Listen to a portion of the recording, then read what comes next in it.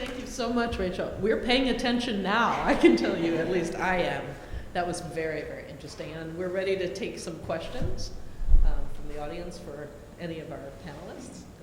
Okay, so thank you for your presentation, all of you. Rachel, my question for you is, you discussed the UAE gold standard. I was wondering, first of all, do you think any of the other GCC countries will follow suit? And whether or not they will with the United States, would it be possible that any of them have an interest in working with Russia, as you sort of described with the So it's a great question, and people who know Kuwait, Bahrain, and Oman better than I do might want to weigh in on this. Saudi Arabia is pursuing a very different option, which is they're not looking. Saudi Arabia, we were just talking about it at lunch, but I was traveling a few weeks ago and I saw something cross through. Saudi Arabia has this big deal that they just signed in terms of nuclear energy themselves.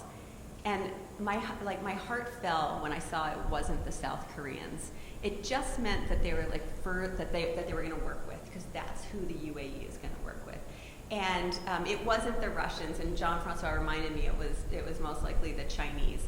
And so, no, I don't think they're going to go for it. And why is that? The U.S. has very, very stringent rules about how it will allow its technologies to evolve and to transfer. And the Saudis don't want to have to kind of sign up to that and deal with all of those regulations.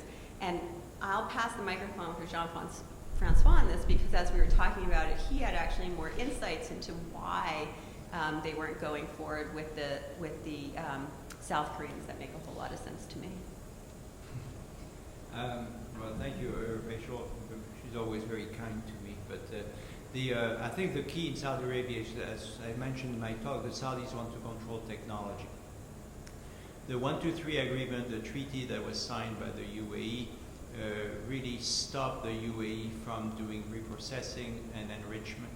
And the Saudis will want to do processing, reprocessing, and enrichment. That they will demand to do that. One, because the Iranians are doing it, and also because that is their industrial policy for everything. So once and we cannot change, we cannot sign a 123 agreement with the Saudis, because the 123 agreement they have signed with the UAE specifically forbid any other country of the Gulf to get better terms than the UAE. So if we were going to renegotiate, negotiate a new 123 agreement more favorable to Saudi Arabia, they would have to renegotiate with the UAE, and that's a non-starter. But also, I think the Chinese are much more able to do this, because the U.S. technology, the Korean technology, which Rachel was mentioning, is really American technology. As you know, the Koreans are building based on the Westinghouse technology, which, as the name indicates, is a Japanese company. But nevertheless, Westinghouse, bin Hitachi, uses American technology, and they cannot sell that technology without authorization from the U.S. So the Saudis will just basically not buy it, because that would imply doing a 123 with the U.S. Now, that may change. I mean, I'm not saying this is cast in stone, but the Saudis will therefore, in good faith, will only negotiate with the French, the Russians, or the Chinese. And my guess is that they will not go with when we talked about that, and I totally agree with Rachel. The French have this terrible reputation of being very expensive and never on time, even though they have a great technology, but they're late and expensive. The Russians are not trustworthy, and therefore it will be the Chinese, I think. Next question? Yes, sir. If sanctions on Iran and Iranian oil comes into the market again, what, if any, impact do you feel that will have, particularly on Saudi Arabia? Because I feel like, one of you mentioned that they have got a very narrow economy, they aren't that diverse, and they're probably one of the more, they probably rely on oil rent to, as you would say, basically give freebies to their population. So I was just wondering what would happen, particularly if Russia goes to the Cape before that happens.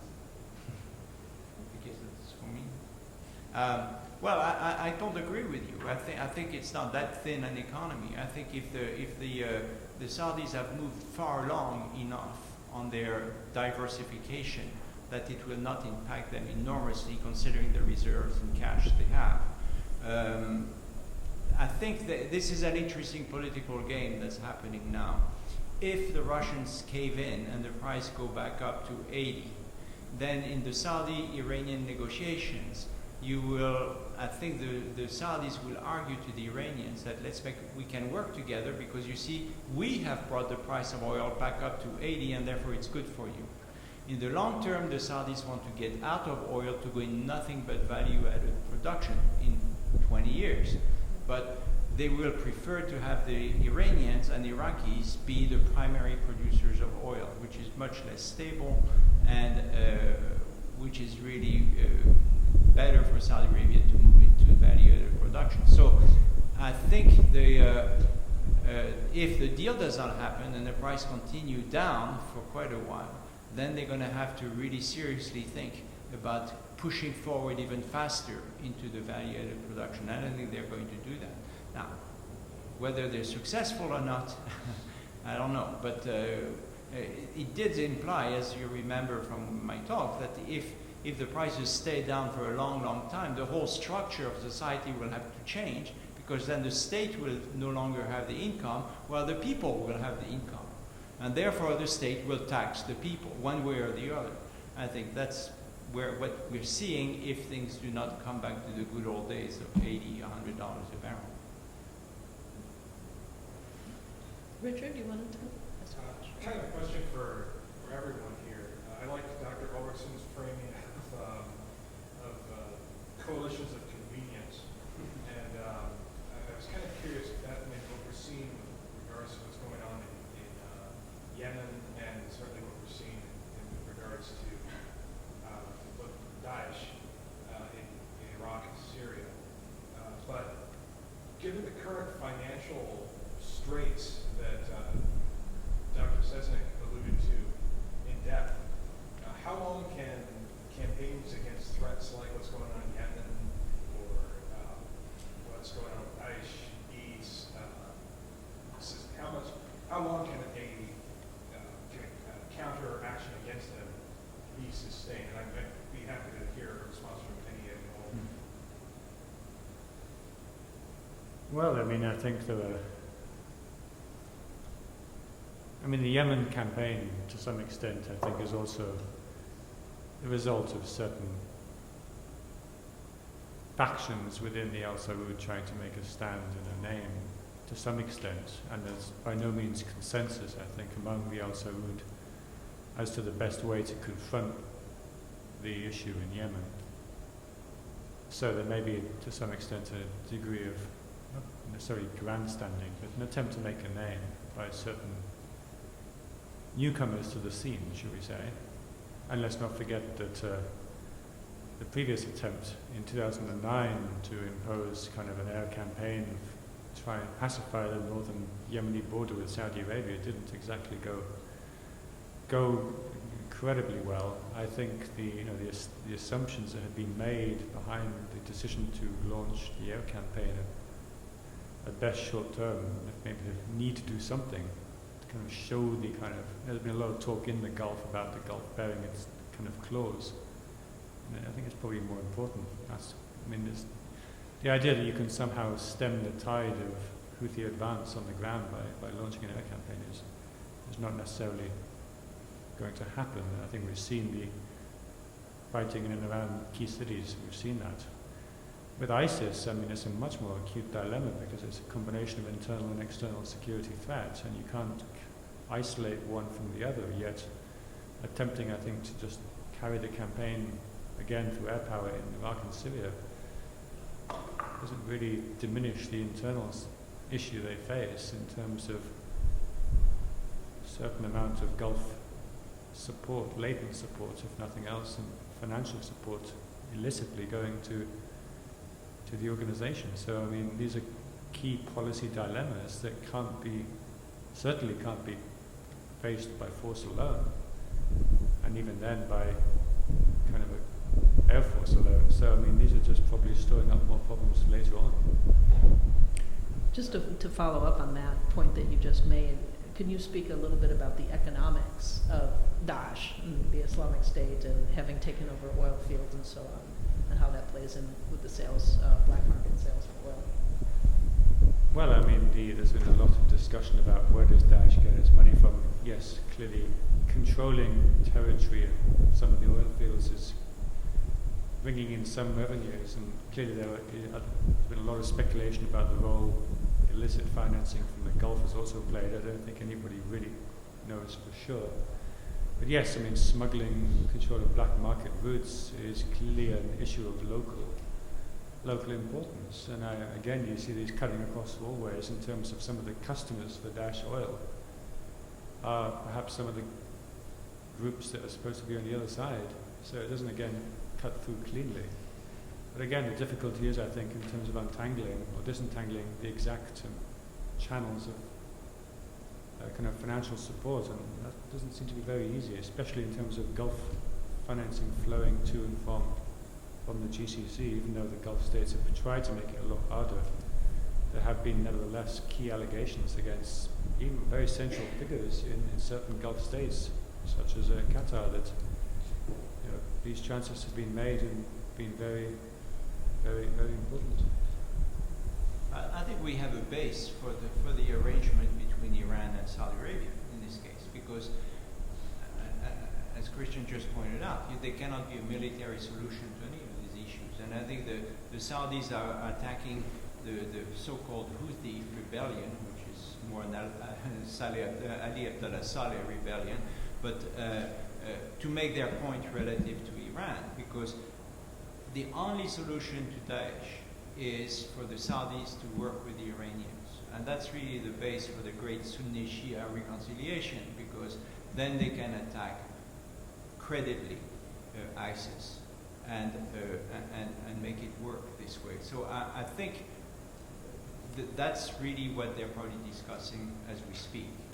And if the Iranian solution is brought about by the P5+1 arrangement, then the Saudis will be covered in terms of their extremists at home, where they can say, you see, the Iran is no longer a military threat or a nuclear threat to us, therefore we can deal with them and we can really work together in Syria and Iraq. Now, the Saudis may have to swallow their pride and accept Assad, but there will be a government of national reconciliation. And it will be done with the arrangement, the agreement of the Iranians and the Saudis. And I think these battles we're seeing right now are just everybody placing themselves for the big negotiation. And we will never hear about that negotiation. It's probably taking place as we speak. So maybe on this, like, I know we're short of time. I can take one of my last comments. First of all, on Yemen and Saudi intervention in Yemen, I think we have to take very seriously that the Saudis are neuralgic when it comes to Yemen. They truly view, so oddly from an American perspective, but they truly view this very populous, very poor state on their border as deeply threatening, and have been militarily involved regularly, and certainly in contemporary times since the 1950s on both sides of, if you're looking at the Sunni-Shia divide, kind of both sides. They could work with the Houthis, they could work with those there, and now they can't, but they have been involved in Yemen because they truly see it as threatening. And I actually think it's reminiscent of what we saw in Bahrain, which is when they really saw that a key neighbor and traditional, someone they could work with was going under.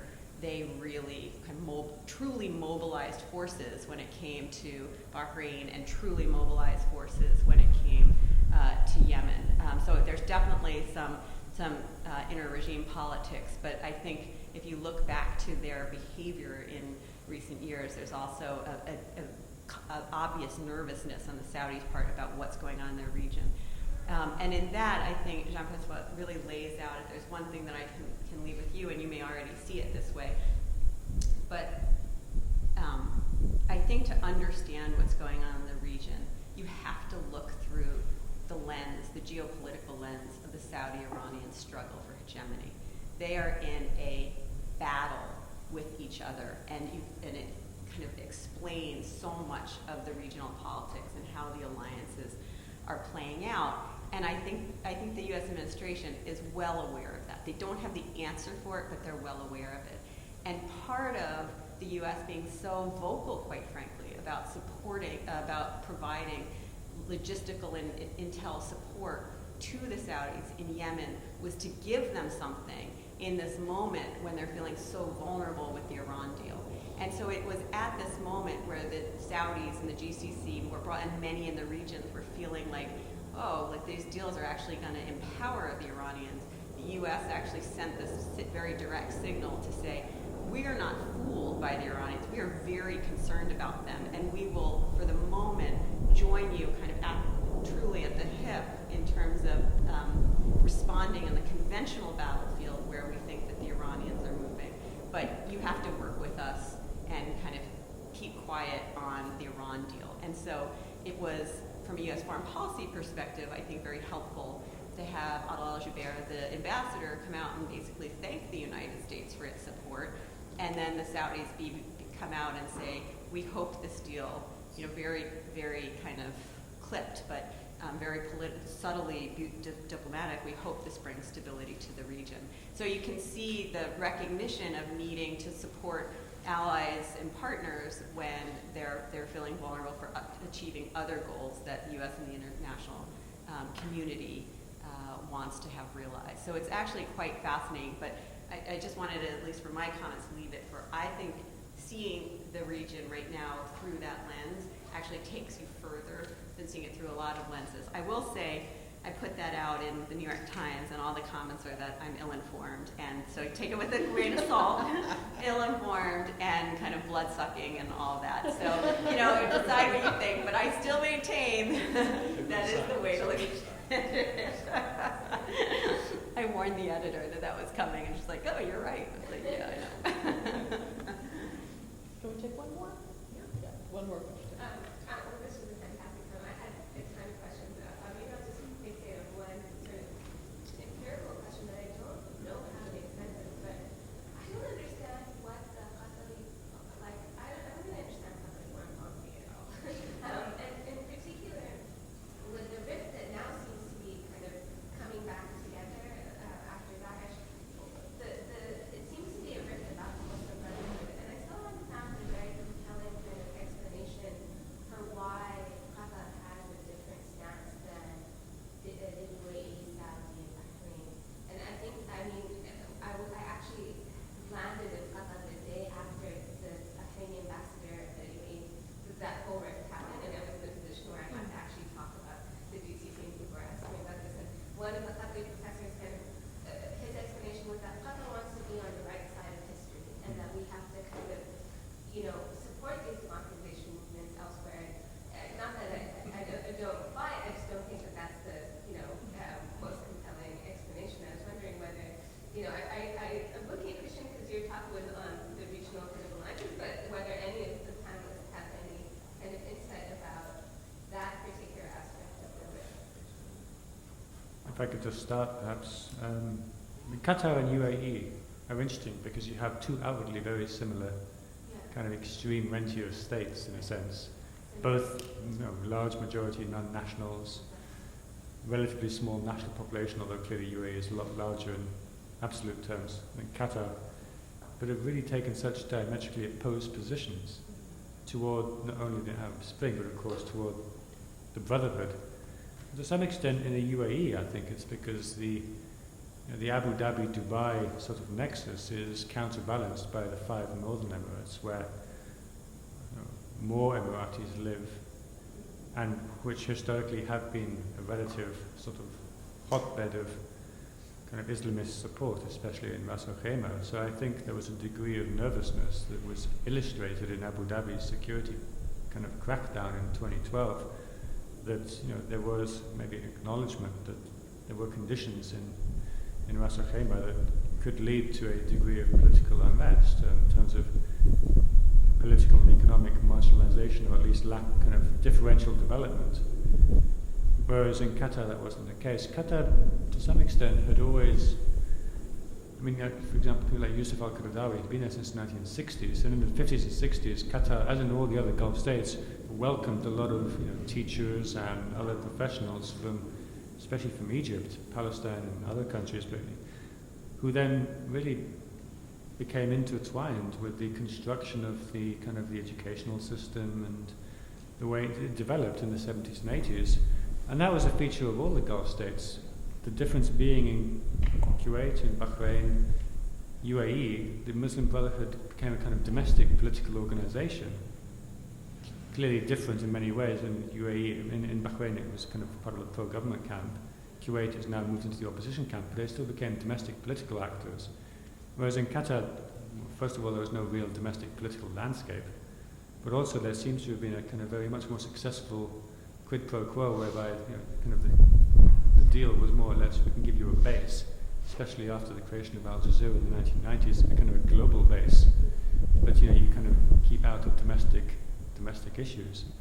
And so I think to that extent, 50 years now of having these people has, to some degree, just given them a degree of familiarity that made them much more comfortable and not kind of seeing it as a threatening domestic political issue as well, not having that kind of hinterland that maybe the UAE has in terms of people feeling threatened. And then, in 2011, Qatari self-confidence was at its peak. It just won the World Cup bid, literally 2 weeks before the beginning of the uprisings.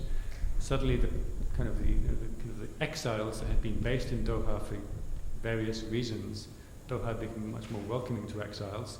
Suddenly, they were going back to fill positions in post kind of uprising governments in Egypt, in Tunisia, in Libya, and they felt kind of much more comfortable with that direction of change. And yes, in terms of being on the right side of history, they may have felt that. I guess we can also see that they perhaps jumped on the bandwagon and picked the wrong horse. I mean, they were on the right side of history, or maybe not. On the right side of history, but on the wrong horse. That's right. All right, unfortunately, we're out of time. We have just a few more minutes to take a break before we start the final panel of the afternoon.